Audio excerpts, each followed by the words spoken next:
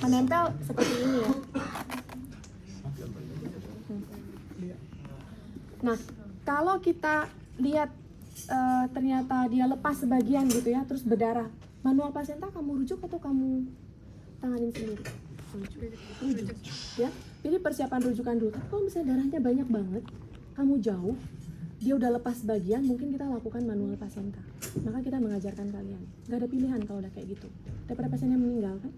Nah, gimana caranya? Ingat, selalu proteksi diri kamu adalah hal yang paling penting. Jangan kamu panik sendiri nggak jelas. Jadi ketika dia ada perdarahan banyak, terus plasentanya belum lepas, tetap biasanya itu proses persalinan lagi bersalin, atau misalnya pasien rujukan dari bidan, datang ke RSUD tipe C, kamu di situ misalnya, ya.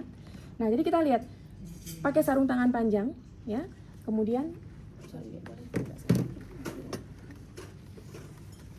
dengan obstetric hand, tangannya obstetric hand itu seperti ini. Kemudian tangannya dimasukkan ke dalam vagina, oke. Lalu ketika dia sudah mencapai porsio, kalau lagi melahirkan tuh porsionya nggak gini, menganga gitu gede, ya. Ketika sudah nyampe depan porsio, tangan kamu yang tadinya obstetric hand masuk seperti ini menggenggam.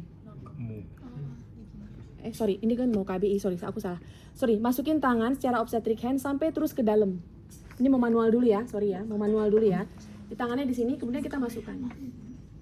Oke, ini kan ada bola. Nah, ini tangan saya masuk. Nah, dah. Kemudian udah masuk tangannya seperti ini. Lalu cari bagian yang lepas.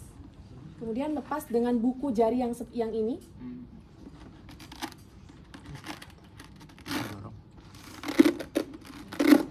Udah lepas nih. Sebelum kamu mengeluarkan tangan, cek dulu. Jangan bolak-balik, ya. Cek dulu masih ada yang sisa apa enggak. Kalau ada bersihin. Kalau enggak ada, baru plasentanya dikeluarin. Ketika mengeluarkan plasenta, ingat ini tetap harus dorsokranial. Karena biasanya plasentanya kadang-kadang kontraksi nggak bagus. Jadi ketika kita mengeluarkan, ini tetap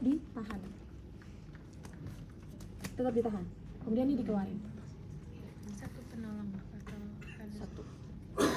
Oke, ini baru dikeluarin, kemudian dicek lagi kelengkapannya ada apa enggak. Lalu kita masase dan sebagainya. Nah, beda dengan KBI atau KBE. Jadi kalau misalnya yang paling cepat, Dek, kalau kamu melihat HPP di depan mata kamu udah lahirin nih, Gravida 6. Gravida 6 dirujuk apa dilahirin sendiri? Di manual. Rujuk. Gravida 6 tuh rujuk karena resiko HPP pasiennya, ya.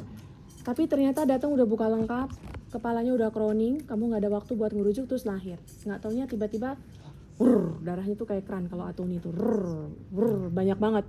Nah, yang paling cepat jangan lupa ya, sewer-wernya tangan, sarung tangan dipakai. Ya, jangan sampai kamu panik, wes, hero, habis itu kamu kena HIV. Kan nggak tahu, bagi pasien emergency baru datang ya.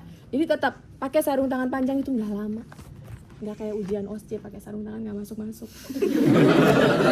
Jadi masukkan, jadi pakai sarung tangan ya. Kemudian kita pakai antiseptik tetap betadine, lalu masukkan dengan obstetric hand. Nah, ketika tangan kita mana tadi terusnya? Nah, ketika tangan kita sudah mencapai cervix sampai sini masuk, nah ini digenggam. Oke. Lalu kemudian dari luar kita pegang fundusnya. Kemudian yang ini berada di sini. Pegang, boleh? Nah, tangan kita di sini. Kita dorong, lalu tangan atas kita yang ada di sini kita dorong supaya uterusnya bertemu di sini. Ingat, kita mereplace kontraksi uterus dengan KBI. Bagaimana cara perdarahan berhenti pada atonia uteri? Kontraksi. Kalau kontraksinya nggak ada, gantikan dengan tangan kamu. Tek. Berhenti tuh langsung. Ya, masuk, srek. Nah, cepat kok ini nggak pelan-pelan gitu nggak ya. Jadi seret, srek, cepat. Langsung berhenti. Nah, apa yang dilakukan? Jangan diam aja.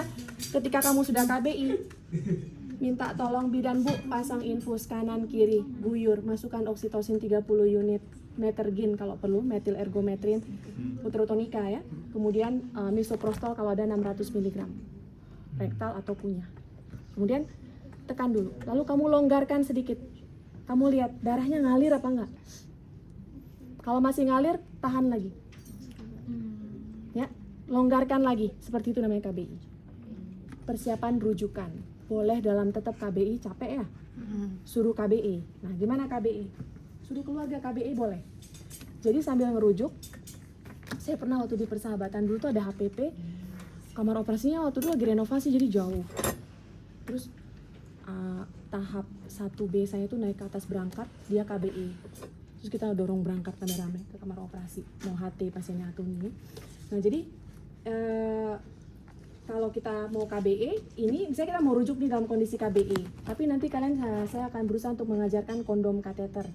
Nah sekarang kalau KBE, ini tangan kita berada di sini tapi dari luar. Ini uterus tuh kalau Atoni dia tuh lembek banget loh dek.